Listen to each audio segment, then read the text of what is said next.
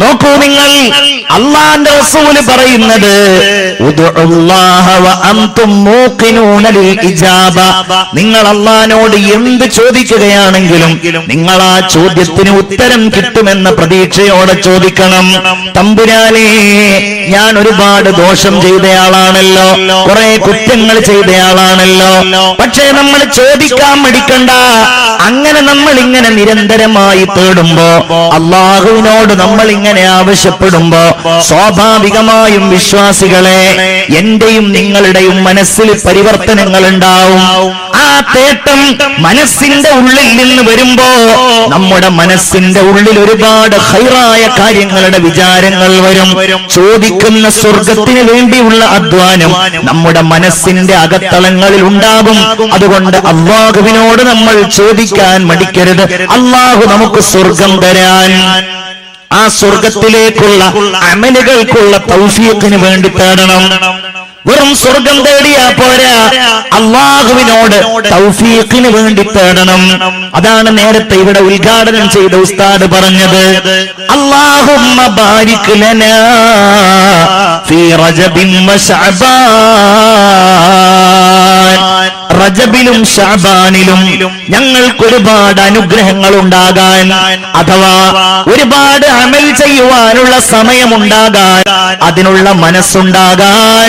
തന്നെയുമല്ല, റമളാൻ ഞങ്ങളിലേക്ക് നീ എത്തിക്കണേ എന്ന് പറഞ്ഞിട്ട് പറയുന്നത്, ആ റമളാനിൽ ഞങ്ങൾക്ക് നീ തൗഫീഖ് തരണമേ. വവഫിഖ്നാ ഫീഹി ലിസ്സിയാമി വൽ ഖിയാമി വതിലാവത്തിൽ ഖുർആൻ. നോമ്പെന്ന് പറയുന്നത് സ്വർഗത്തിലേക്കുള്ള വഴിയാണ്. ഖുർആൻ പാരായണം അത് സ്വർഗത്തിന്റെ മാർഗമാണ്. അപ്രകാരം ഖിയാം എന്ന് പറഞ്ഞാൽ അല്ലാഹുവിന് വേണ്ടി റമളാനിൽ നിർവഹിക്കപ്പെടുന്ന നിസ്കാരങ്ങൾ.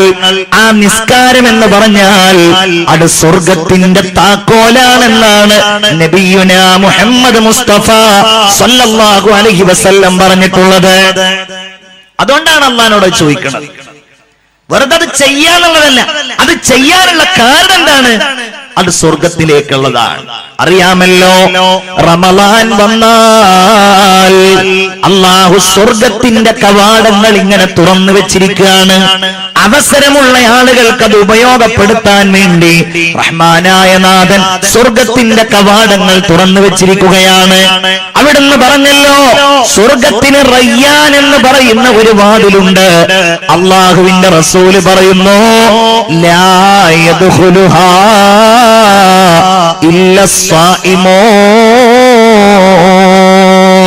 നോമ്പ് നോറ്റവരല്ലാതെ ആ വാതിലിലൂടെ കടക്കുകയില്ല. നിസ്കാരത്തിന്റെ കാര്യം പറയണ്ട, ഖുർആൻ പാരായണത്തിന്റെ കാര്യം പറയണ്ട. സ്വർഗത്തിലെത്തിയാൽ പോലും അല്ലാഹു തആല ഖുർആൻ ഓതാൻ പറയുന്ന ഹബീബായ റസൂലുള്ള പറയാണ്, യുഖാലു ലിസ്വാഹിബിൽ ഖുർആൻ.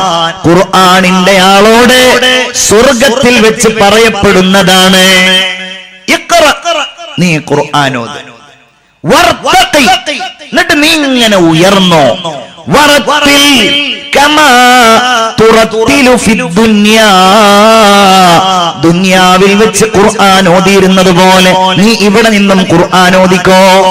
എന്നിട്ട് പറയും, എവിടെയാണോ നീ അവസാനത്തെ ആയത്തോതുന്നത് അത്രയും ഉയരത്തിലാണ് നിന്റെ സ്ഥാനം, അവിടെയാണ് നിന്റെ സ്ഥാനം അവസാനിക്കുന്നത് എന്ന് ആ സ്വർഗവാസിയോട് അല്ലാഹു പറയുമെന്ന് നബിയുനാ മുഹമ്മദ് മുസ്തഫ സല്ലല്ലാഹു അലൈഹി വസല്ലം. അപ്പൊ ഖുർആൻ പാരായണത്തിന്, നോമ്പ് നോൽക്കാൻ, റമളാനിൽ നിസ്കരിക്കാൻ ഒക്കെ നമ്മൾ അല്ലാഹുവിനോട് തേടുന്നത് എന്തിനാ? സ്വർഗത്തിന് വേണ്ടിയാണ്. ചിന്തിക്കണം.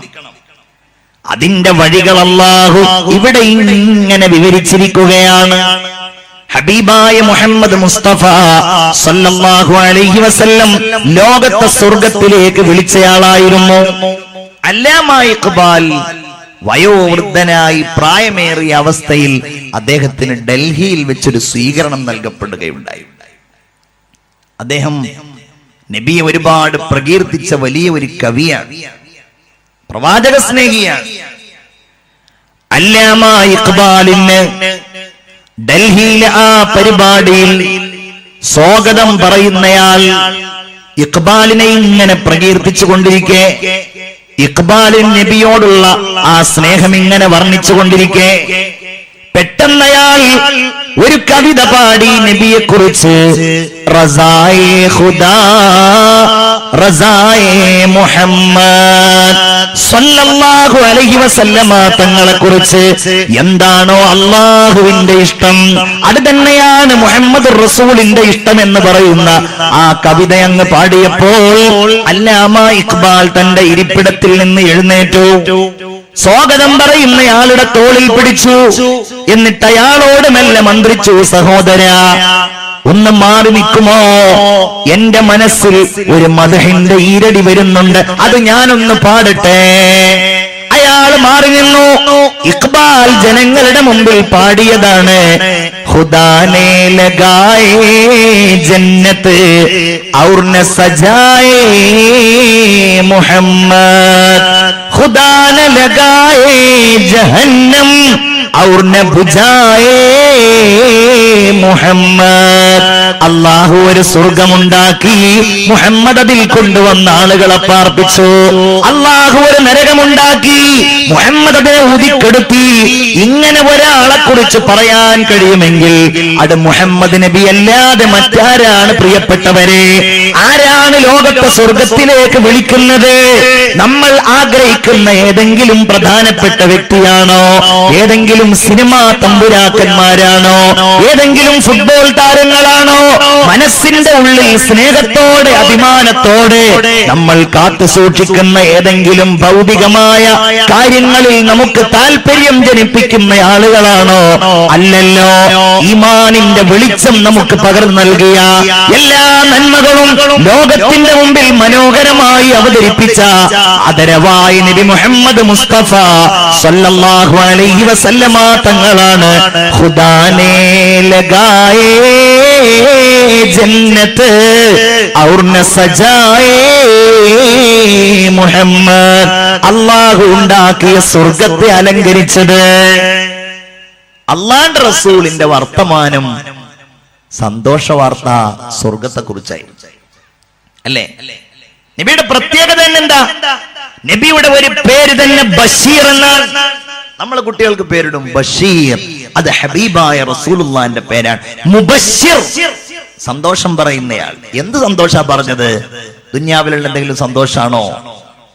അല്ലെങ്കിൽ ഇവിടെയുള്ള വിഭവസമൃദ്ധമായ ലോകത്തെ കുറിച്ചാണോ? ദുനിയാവിനെ കുറിച്ച് സന്തോഷമല്ല പറഞ്ഞത്, ഐഹിക ലോകത്തിന്റെ സങ്കടങ്ങളെ കുറിച്ചാ പറഞ്ഞത്. ഇത് വഞ്ചനയുടെ ലോകമാണെന്നാ പറഞ്ഞത് അല്ലേ? ദുനിയാവിന്റെ ക്ലേശങ്ങളെ കുറിച്ച്, ഇതിന്റെ വിലകേടിനെ കുറിച്ചാ പറഞ്ഞത്, ഇതിന്റെ നശ്വരതയെ കുറിച്ചാ പറഞ്ഞത്, ഇത് നശിക്കാനുള്ളതാണെന്നതിനെ കുറിച്ചാ പറഞ്ഞത്. ഇതിനെ കഴുതയുടെ ശവത്തോട് സമാനമാക്കുകയാ ചെയ്തത്. ദുനിയാവിന്റെ ഓരോ അവസ്ഥകളെ കുറിച്ചും അള്ളാന്റെ ഹബീബ് സല്ലല്ലാഹു അലൈഹി വസല്ലമ തങ്ങൾ അത് ശാശ്വതമല്ല എന്നും അത് നശിക്കുന്നതാണെന്നും അള്ളാഹു തമ്പുരാന്റെ ആ ഖുർആൻ വചനങ്ങൾ ഉദ്ധരിച്ച് മുഹമ്മദ് റസൂൽ പറയുകയായിരുന്നു. സന്തോഷം പറഞ്ഞതിനെ കുറിച്ചാ, സ്വർഗത്തെ കുറിച്ച്. യാ അയ്യുഹൻ നബിയു ഇന്നാ അർസൽനാക ഷാഹിദൻ വമുബശ്ശിറൻ വനദീറാ വദാഇയൻ ഇലല്ലാഹി ബിഇദ്നിഹി വസിറാജൻ മുനീറാ. അല്ലാഹുവിന്റെ റസൂല് പറയാണ്, യാ അയ്യുഹൻ നബിയു, അല്ലാഹുവിന്റെ റസൂലേ, അല്ലാഹ് പറയാണ് നബിയേ, ഇന്നാ അർസൽനാക, നിശ്ചയമായും തങ്ങളെ നാം അയച്ചിരിക്കുന്നു, ഷാഹിദ, സാക്ഷിയായിട്ട് അയച്ചിരിക്കുന്നു, വമുബശ്ശിറ, സന്തോഷം പറയുന്നയാളായിട്ട് അയച്ചിരിക്കുന്നു. അല്ലേ? എന്താ സന്തോഷം? സ്വർഗത്തെ കുറിച്ച് സന്തോഷം. നമ്മൾ ആലോചിച്ച് നോക്കിയേ, നമ്മളൊക്കെ ഈ സ്വർഗം എന്ന ഒന്ന് അടിയുറച്ച് വിശ്വസിക്കുന്നുവെങ്കിൽ, സംഭവം ഖുർആൻ